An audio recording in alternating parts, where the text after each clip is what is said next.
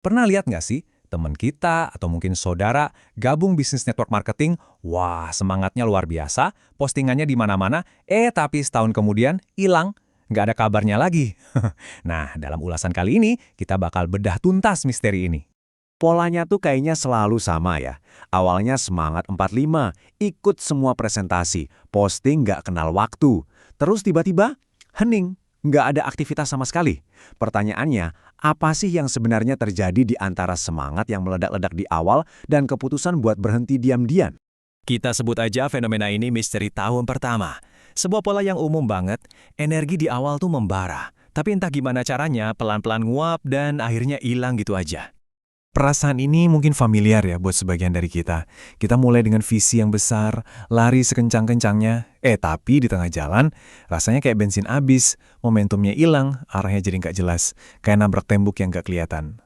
Oke, sekarang coba kita lupain dulu deh alasan-alasan klise yang sering kita dengar. Yuk kita gali lebih dalam buat nemuin akar masalah yang sesungguhnya. Banyak banget yang nyalahin produknya, atau sistem perusahaannya, atau bahkan bilang, emang lagi nggak hoki aja. Tapi beneran itu penyebabnya? Sumber yang kita ulas hari ini bilang, masalahnya itu jauh lebih mendasar dan sebenarnya ada di dalam diri kita sendiri. Nah, ini dia jantung permasalahannya. Menurut sumber kita, kegagalan itu bukan soal faktor dari luar, tapi karena kita nggak punya sistem kerja pribadi yang dijalankan secara konsisten setiap hari. Jadi, kuncinya itu ada di metode dan disiplin pribadi kita. Ini nih penyakitnya. Banyak yang gabung itu dengan mentalitas, ya coba-coba aja dulu deh, tanpa ada rencana harian yang benar-benar jelas. Kalau bisnis cuma dikerjain pas lagi mood bagus atau pas ada sisa waktu, ya aktivitasnya jadi serabutan, nggak konsisten, dan ujung-ujungnya nggak akan kemana-mana.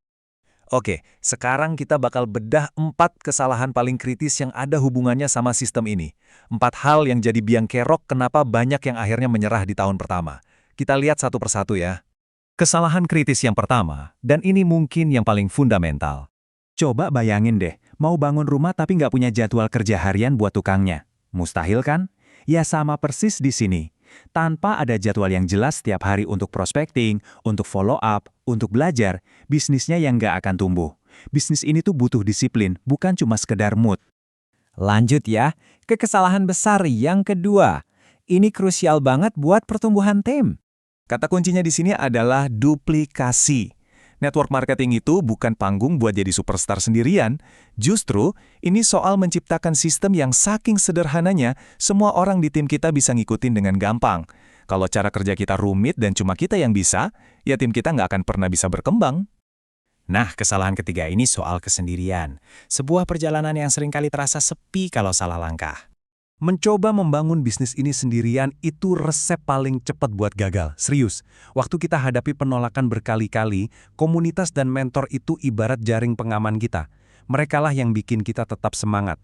Tanpa mereka, gampang banget buat putus asa dan akhirnya berhenti. Dan yang terakhir, kesalahan kritis keempat. Ini semua tentang ekspektasi. Banyak yang terjun ke bisnis ini tuh berharap bisa dapat hasil gede dalam waktu singkat. Pengennya instan kayak bikin mie.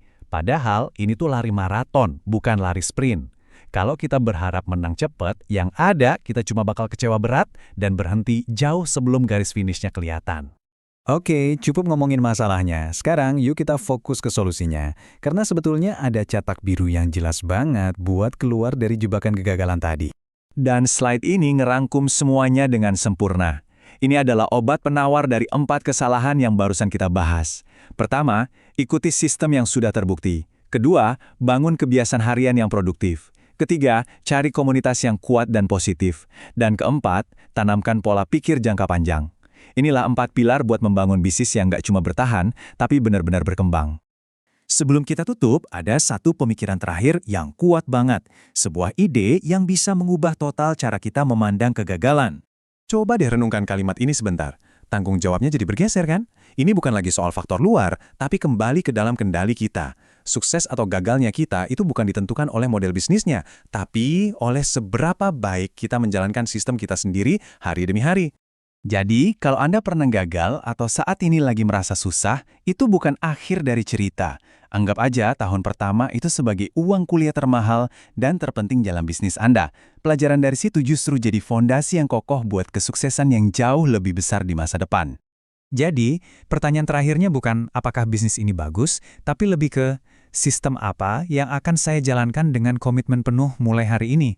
Coba deh pikirin, satu kebiasaan kecil apa yang bisa Anda mulai sekarang juga untuk membangun sistem kesuksesan Anda sendiri?